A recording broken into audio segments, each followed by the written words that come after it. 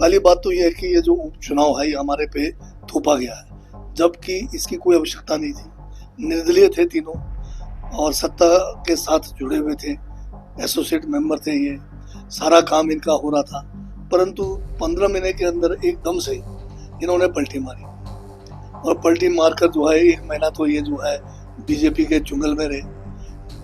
देखिए, ये जो गुटबाजी की बात कर रहे हैं, ये लोग गुट पे विश्वास करते हुए, हम किसी व्यक्तित्व के साथ अगर जुड़े हैं तो उनके आदर्शों को देख के, उनके जो दूरदर्शिता को देख के जुड़े हैं। हम किसी गुटबाजी में नहीं जुड़े हैं। आज भी हम राय साहब के जो है कायल हैं, उनकी जो दूरदर्शिता है, जो उनके कार्य किए हुए हैं, उनके पद पे चलने की हम कोशिश करते हैं। एक टीवी में जो है ना, वो आता भविष्यवाणी का चलता है, कई किस्म के मतलब रूप रंग लगा के 10-10 अंगूठी लगा के बड़े बड़े जो है केस रखे हुए। तो जयराम जी को भी अब ऐसे ही एक मतलब रोल मिल गया हुआ है। सिर्फ ये फर्क है कि वो अभी केस लंबे नहीं है, उनको भी भगवा वस्त्र वगैरह पहना के रोज टीवी पे बिठाना पड़ेगा। और 1 महीने के बाद में एक दिन फिर अचानक ये जो हिमाचल में प्रकट हुए, ये 3 की बात कर रहा हूँ, जो अभी उपचुनाव हो रहे हैं निर्दलीय, और उनको लेके कौन पहुंचे विधानसभा अध्यक्ष के पास? हमारे जयराम जी, जिन्होंने पूरी जो है इस षड्यंत्र की रचना की, उसका इंजाम दिया। तो ये जो दल बदल करा के फिर इनसे इस्तीफा दिलवाया। ये जो 3 हमारे माननीय विधायक थे पहले, इनकी तो सबसे ज्यादा सुनवाई होती थी और ये जो है सारे काम हमारे से जो लोग हैं पीछे रह जाते थे, बल्कि ये हमेशा इनके ऑफिस में रहते थे। सारे काम होने के बाद तो ये खाली एक नहीं सुनने का एक एग्जाम्पल तो देना कि किस काम को नहीं सुना गया, पर इनको ये भी बताना पड़ेगा कि इनके पास क्या ऐसा बड़ा कारण था जिस कारण ये बीजेपी में गए, इस्तीफा दिया। नमस्कार, स्वागत आप सभी का फर्स्ट वेडिक मीडिया पर। मैं विनायक ठाकुर और इस वक्त हम मौजूद हैं देरा विधानसभा क्षेत्र में। तो दर्शकों, देरा विधानसभा क्षेत्र की बात की जाए तो आप सभी को पता है कि उपचुनाव यहाँ पर हो रहे हैं और ये सीट वाकई में जो है अब हॉट सीट बन चुकी है, क्योंकि हिमाचल प्रदेश की पूरी कैबिनेट और स्वयं मुख्यमंत्री सुखविंदर सिंह सुक्खू ने जो है कमलेश ठाकुर के प्रचार में जो है वो पूरी जो है वो ताल झोंक दी है। यहाँ पर आज हमारे साथ बहुत सी विषयों को लेकर चर्चा करने के लिए जुड़ रहे हैं जगत सिंह नेगी, जो कि बागबानी मंत्री हैं हिमाचल प्रदेश की कैबिनेट में। आइए सर का स्वागत करते हैं। आज इन्होंने प्रेस कॉन्फ्रेंस भी की है और उसमें बड़े अहम विषय भी यहाँ पर उठाए हैं। आइए पहले बात करते हैं इनसे और कुछ सवाल हैं मीडिया की तरफ से भी, जनता की तरफ से भी। आइए सर का स्वागत करते हैं। सर बहुत बहुत स्वागत आपका। हाँ, धन्यवाद। और सर कैसे हैं? बहुत बढ़िया। सवाल पहला देहरा उपचुनाव को लेकर है। सर, अभी आपने प्रेस कॉन्फ्रेंस भी की है देहरा उपचुनाव में और बहुत विषयों को लेकर आपने कहा भी है, प्लीज थोड़ा सा विस्तृत जानकारी दें। ये जो उपचुनाव अभी 3 हमारे हो रहे हैं, ये भी उसी एक षड्यंत्र का तहत चुनाव होने जा रहे हैं, जिसमें पहले 6 कांग्रेस के विधायक जो है निष्कासित हुए, वो तो लोकसभा के साथ हुए। अब ये जो 3 है, इनका इस्तीफा जो है अभी बाद में मंजूर हुआ और अब उसका ही जो है उपचुनाव हो रहे हैं।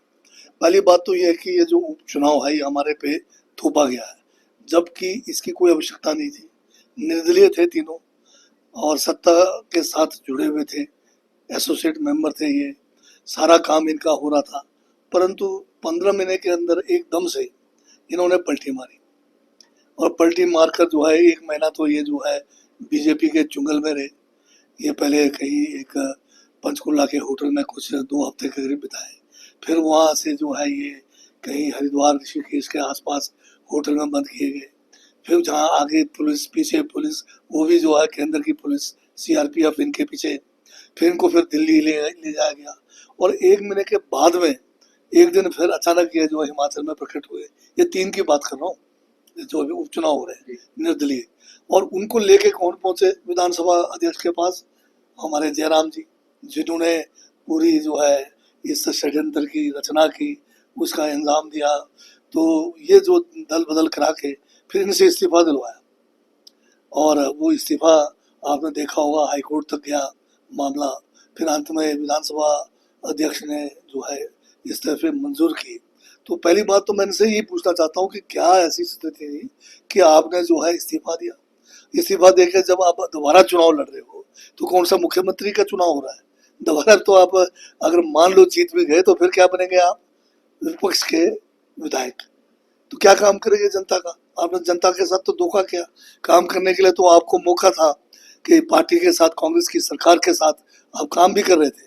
तो आज की तारीख में ये चुनाव वैसे एक तरह से अच्छा भी हुआ, खासकर देरा के लिए बहुत बढ़िया एक मौका, एक मैं समझता हूँ कि इस यहाँ की जनता जो लंबे समय से छोटी छोटी समस्याओं का भी समाधान नहीं हो रहा था, अब जो है मुख्यमंत्री की धर्मपत्नी स्वयं जो है ऐसे प्रत्याशी है, और एक प्रिविलेज मिलने वाला है देहरा को कि जो है हिमाचल का जो है सबसे नंबर 1 का जो है चुनाव क्षेत्र होगा, और मुख्यमंत्री स्वयं जो है इसकी देख रेख करेंगे, इसके विकास में उनका बहुत बड़ा योगदान रहेगा।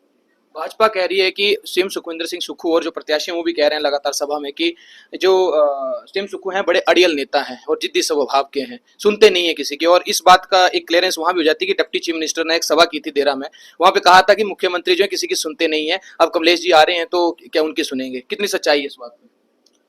अब सुनते नहीं है ये कहना बड़ा आसान है। अब मुख्यमंत्री को तो जो है हर एक का सुनना होता है और उसके बाद फैसला करना होता है, तो ये बात तो बिल्कुल गलत है कि सुनते नहीं है, करना ही पड़ता है। ये कहे कि सुनने के बाद फैसला नहीं किया, नहीं सुनते वो अलग बात है, जो कहना इनका है। तो ये जो 3 हमारे माननीय विधायक थे पहले, इनकी तो सबसे ज्यादा सुनवाई होती थी, और ये जो है सारे काम हमारे से जो लोग हैं पीछे रह जाते थे, बल्कि ये हमेशा इनके ऑफिस में रहते थे। सारे काम होने के बाद तो ये खाली एक नहीं सुनने का एक एग्जाम्पल तो देना कि किस काम को नहीं सुना गया, पर इनको ये भी बताना पड़ेगा कि इनके पास क्या ऐसा बड़ा कारण था जिस कारण ये बीजेपी में गए, इस्तीफा दिया, बिना मतलब प्रलोभन के या बिना लालच के गए, बिना अपनी स्वार्थ पूर्ति के गए, ये बताए तो सही किस कारण से, क्या क्या फायदा उठाने वाले। आपने जो है यहाँ की जनता का काम जो होना चाहिए था बंद कर दिया, उपचुनाव में डाल दिया, और वो भी अब बीजेपी के प्रत्याशी के रूप में आप आ रहे हो।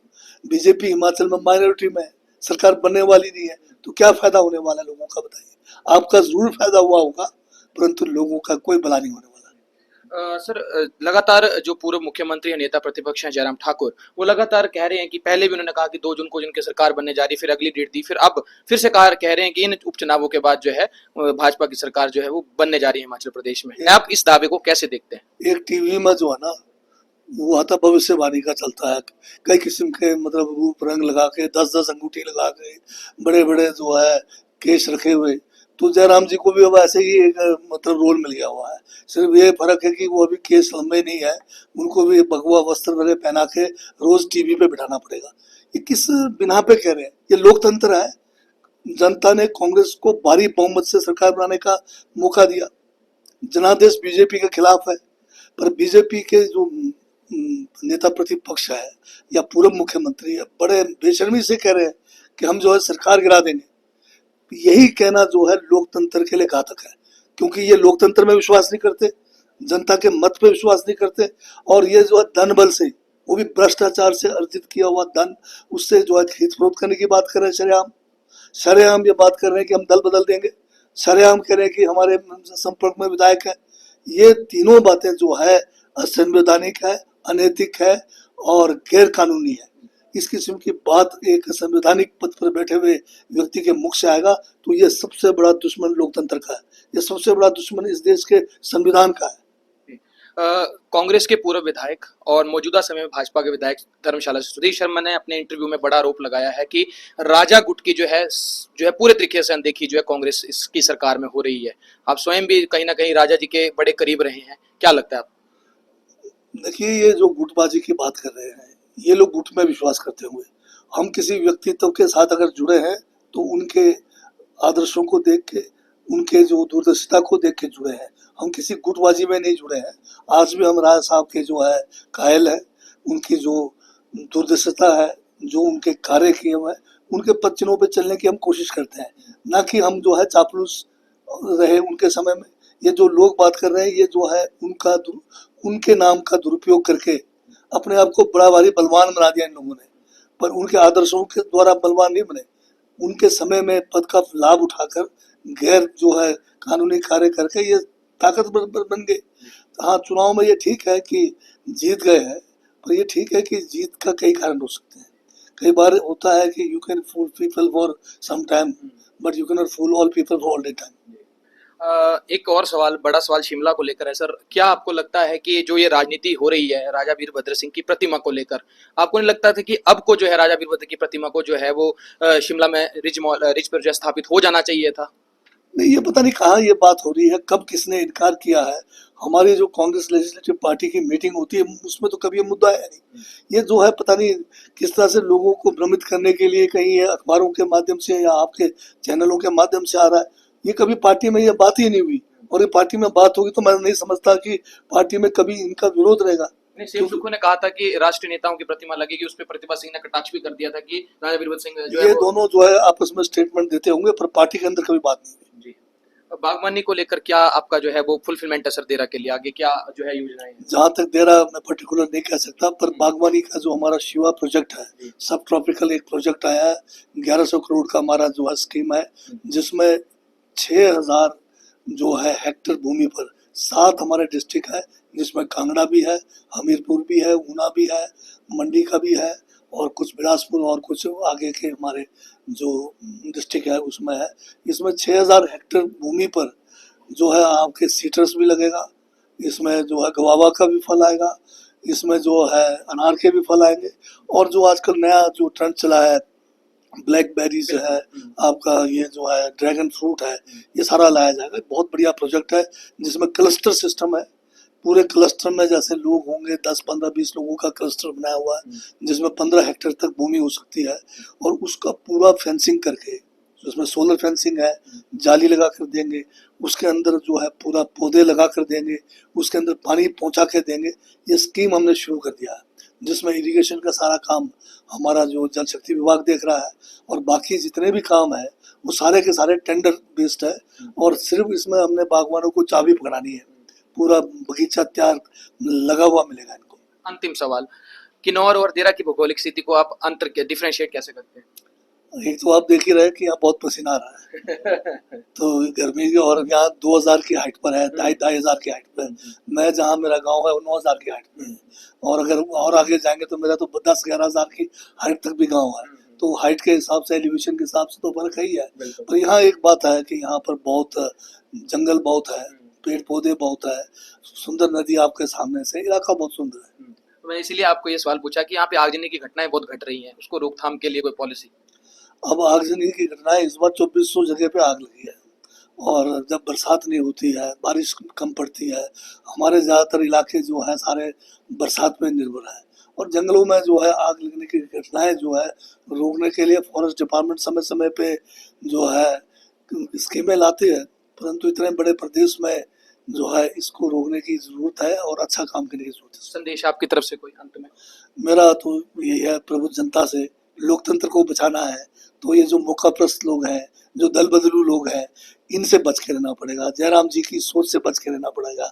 बीजेपी की जो एक सोच है, इस देश को खंडित करने की सोच है, इस देश को बांटने की सोच है, लोकतंत्र और संविधान को कमजोर करने की सोच है, इससे बच के रहना पड़ेगा। बहुत बहुत धन्यवाद सर, आपने कीमती समय दिया हमारे चैनल को, शुक्रिया आपका। धन्यवाद। तो दर्शकों, ये थे हमारे साथ जगत सिंह नेगी जी, और चर्चा के लिए मौजूद थे हमारे साथ, और आज बहुत से विषयों को लेकर चर्चा की है, बेसिकली प्रदेश स्तरीय मुद्दों पे जो बातचीत हुई है। बहुत बहुत धन्यवाद आप सभी का, जुड़ रही है। धन्यवाद। जय हिंद, जय हिमाचल, जय भारत।